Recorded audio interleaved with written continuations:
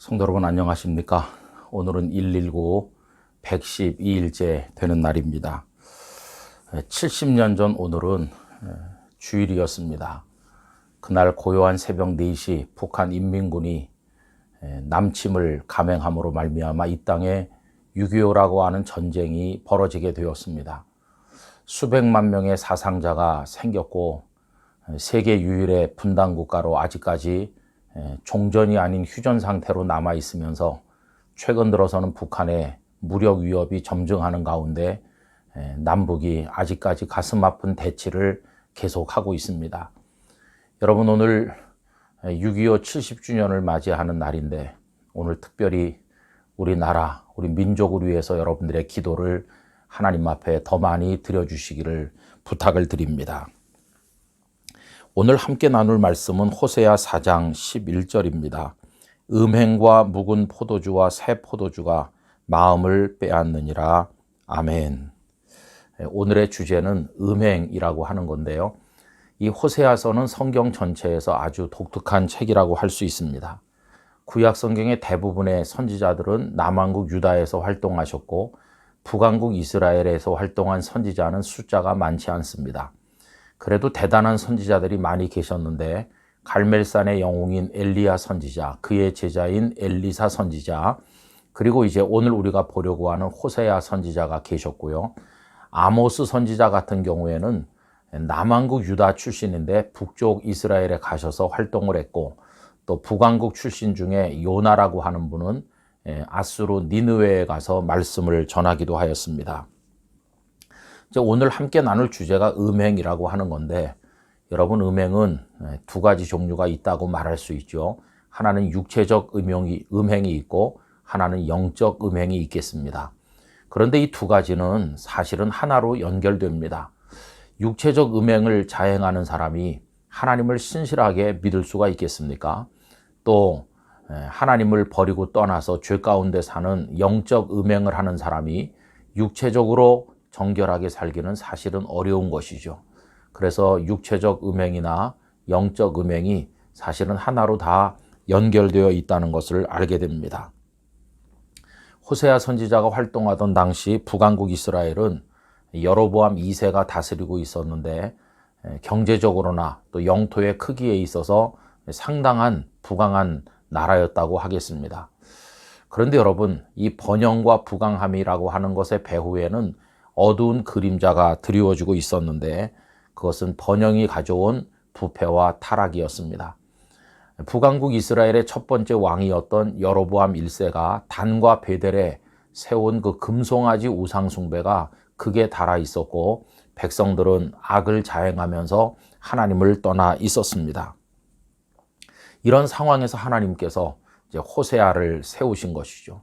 그런데 독특한 것은 하나님께서는 호세아에게 음란한 여인 고멜과 결혼하여 자녀를 낳게 하셨습니다. 그런데 이 고멜은 자주 남편을 떠나서 다른 남자에게로 가는 겁니다. 그럼에도 불구하고 호세아는 고멜을 버리지 아니하고 가서 달래서 또다시 데리고 오곤 하는 일을 반복했는데, 여러분, 이건 하나님과 이스라엘의 관계를 보여주는 것이었습니다. 호세아는 하나님을 의미하는 것이고 그 바람난 아내 고멜은 이스라엘을 드러내는 증거였습니다.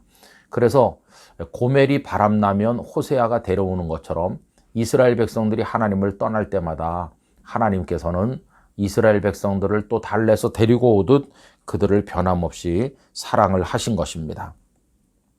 본문은 이런 상황 아래서 백성들이 음행과 묵은 포도주와 새 포도주의 마음을 빼앗긴다, 이렇게 말씀합니다.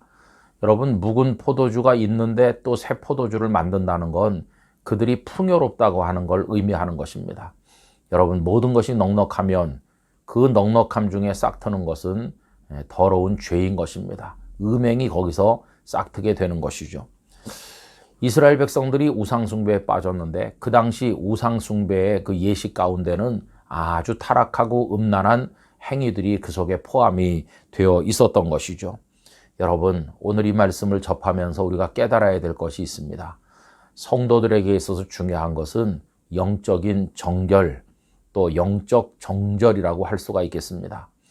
신사참배를 거치면서 그리고 6.25 전쟁을 통과하면서 많은 비극이 이 땅에 있었습니다마는 그 와중에 수많은 순교자를 우리는 배출하였습니다. 영락교회만 해도 귀한 순교자들이 계시지 않습니까? 여러분, 순교하는 분들은 어떤 분들입니까? 하나님 외에는 그 누구도 섬기지 않겠다. 하나님만이 나의 아버지시요 예수 그리스도만이 나의 구주이시다. 이거를 목숨을 걸고 고백했던 분들이 결국 순교자가 된 것이 아닙니까? 여러분, 오늘 한국 교회 또 한국에 있는 많은 성도들 과연 하나님께 대해서 이런 영적 정절을 가지고 있는지 생각해 봐야 됩니다. 주님은 우리의 신랑이시고 우리는 주님의 정결한 신부가 되어야 되는데 우리에게 이런 믿음의 정절이 있는가 하는 것입니다. 여러분, 지금 북한은 주체사상과 음행에 빠졌고 남쪽 대한민국은 여러 가지 음란과 퇴폐 문화 그리고 각종 우상 숭배와 음행에 빠졌다고 말할 수가 있습니다. 이럴 때 우리에게 필요한 것은 회개뿐입니다.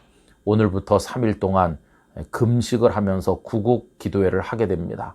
그 터전이 영락교회 예배당입니다. 여러분, 이건 대단히 의미가 있는 것입니다.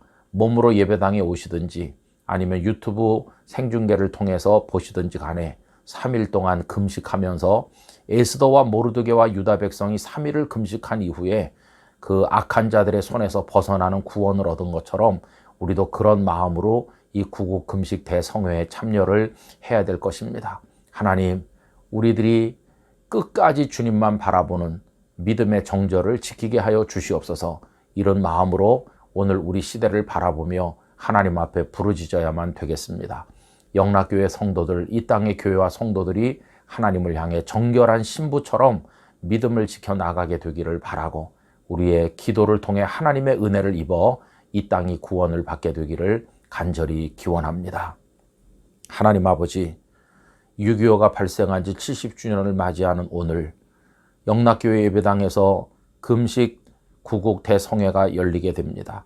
하나님, 저희의 죄를 용서하여 주시고 이제 저희들이 가증한 음행에 떨어지지 아니하고 영적인 정절을 지켜 오직 예수 그리스도의 정결한 신부로 하나님만 바라보고 믿는 사람들로 서게 하여 주시옵소서. 예수님의 이름으로 기도하옵나이다. 아멘.